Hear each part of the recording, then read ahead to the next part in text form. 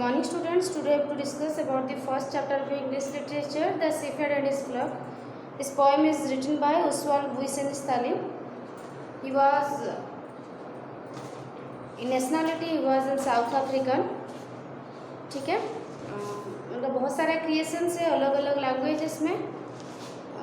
His creations were written by Zulu, English and African language. अलग अलग language में उनका क्रिएशंस लिखा हुआ है.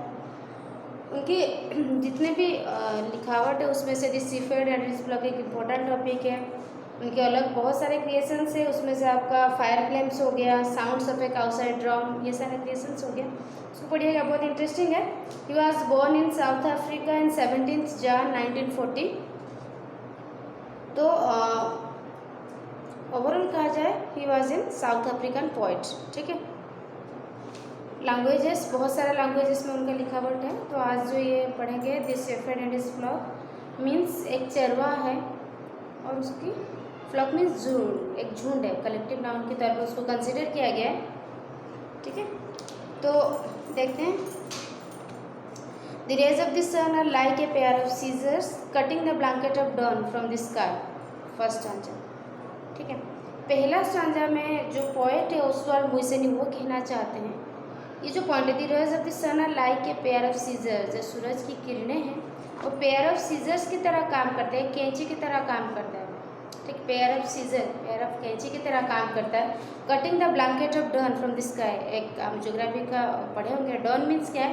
It is a period between the night and early morning. Means जिसको भोर कहते हैं वो समय डॉन, जहाँ पे क्या होता है सूरज जो हमारी रात की जो अंधेरा और जस्ट सूरज का उगना, ये जो पीरियड है.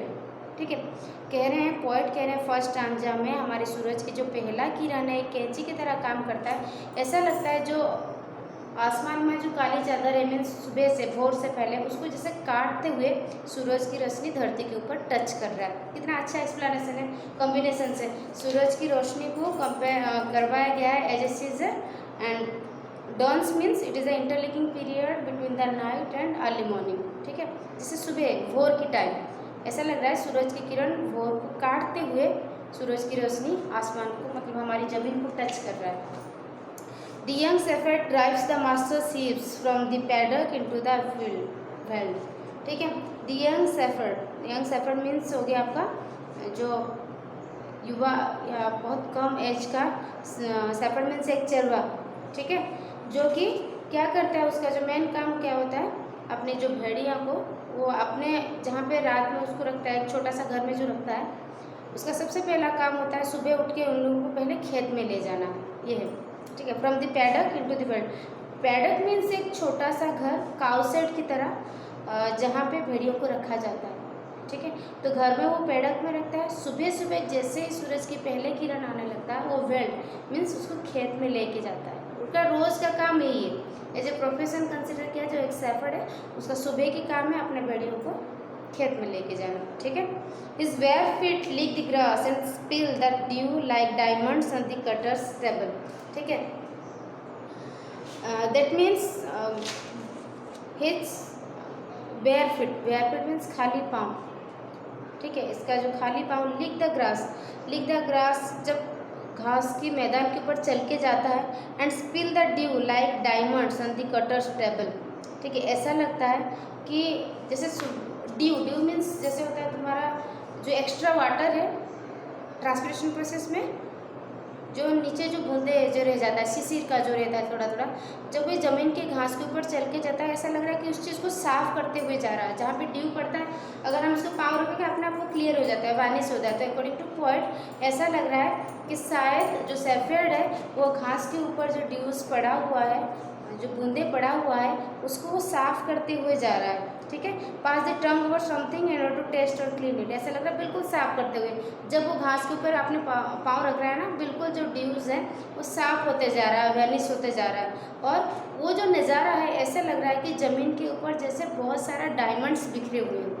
ठीक है, Then a lamb strays away, enchanted by the marvels of a summer's morning. The ram rebukes the way. Means a lamb strays away means एक जब झुंड वो लेके जाता है उसमें से जो भेड़िया का जो बच्चा रहता है वो प्रॉपरली नहीं चल पाता, अपने झुंड से अलग होके अपना अलग रास्ता देख लेता है। कभी भी कहीं से भी अपने झुंड से अलग होने की कोशिश करता है और अलग जाना चाहता है, ठीक है। અને समर्स मॉर्निंग दे रैम रिवर्स और एवे मीन्स उसका जो साउंड प्रोड्यूस करते हुए वो अपना रास्ता खुद चलना चाहता है। वो नहीं कोशिश करता कि अपने झुंड के साथ चले, वो कोशिश करता है कि झुंड से अलग होकर अपना रास्ता पकड़ ले।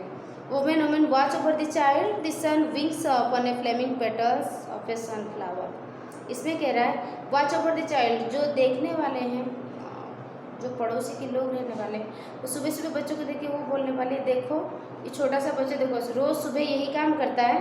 The sun wings up and flaming petals of a sunflower. जैसे यहाँ पे उस बच्चे को ना एज ए सनफ्लावर कंपेयर करवाया गया है। सनफ्लावर क्या होता है? सूरजमुखी जिसको हम बोलते हैं, वो तभी खिलता है जब सूरज की रोशनी उसके ऊपर पड़ता है। उसका जो पेटल्स होता है, उसका जो पंखुड़ियाँ होता है, वो तभी बिल्कुल क्लियर होके आता है जब उसकी सनरेज उसके ऊपर पड़ता है। तो जो भी लोग देखते हैं, जैसे सूरजमुखी सूरज की कांटेक्ट या सूरज की किरणें आते ही वो खिलने लगता है, ये बच्चा भी है। ये भी मॉर्निंग में जैसे ही भोर होता है वो अपने बच्चे को लेके या अपने जो भेड़ियों को लेके वो खेत में चले जाते हैं। सब लोग यही बोलते रहते हैं कि लड़का जो बिल्कुल पंक्चुअल है, जैसे ही सुबह होता है वो अपने काम में लग जाता है, ठीक है। He perched on an ant heap to play the reed flute and to salute the farmer's children going to school, the dreamily asks, ठीक है। इसमें he perched on an ant heap, कहीं पे वो घूमता है जहाँ पे थोड़ा वो बैठ के, एंट हिल मीन्स क्या होता है, जहाँ पे होता है ना एक हिल जैसे पहाड़ जैसे बनता है जिसके अंदर छोटे छोटे काई वगैरह जो रहते हैं, एंट्स रहते हैं, चींटियाँ रहते हैं, तो वो एंट्स हिल को ढूंढता है, थोड़ा ऊंची जगह जहाँ पे वो आराम से बैठ सके, ढूंढता है, ठीक है। To play the reed flute, अपने बांसुरी बजाने के लिए वो एक कंफर्टेबल जगह को ढूंढता है। And to salute the farmers children, और जो किसानों के बच्चों को सैल्यूट करता है या मन ही मन वो बहुत खुश हो जाता है। Going to school and dreamily ask, ठीक है, जो कि जिनको वो स्कूल जाते हुए देखता है, मन ही मन बहुत खुश हो जाता है और अपने आप को भी कभी कभी पूछता है, ड्रीमली आस्क, सपने भी देखता है कि काश मैं भी, ठीक है।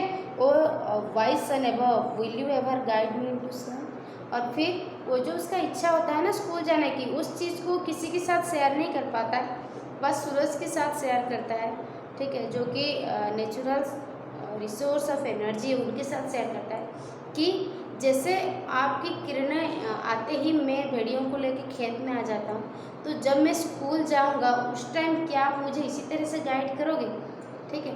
तो कितनी अच्छी तरह से कंबाइन करवाया गया है। पहले सेफील्ड को एज ए सनफ्लावर कंपेयर करवाया गया है, जैसे सूरज की किरणें पड़ती है तो उतने ही अच्छी तरह से वो ब्लूम होना खिलने लगता है। तो ये बच्चा, ये भी जो सरवाहा है, जैसे डंस को क्लियर करके सूरज की रोशनी ज़मीन को टच करता है, वो भी अपने काम में लग जाता है। अपने पेड़क से लेकर, पेड़क में से एक छोटा सा घर से लेकर वेल्ड तक जो सफ़र है, मीन्स खेत के लिए जो अपने भेड़ियों को लेकर जाती है, इसका एज ए प्रोफेशन वो कंसिडर करता है।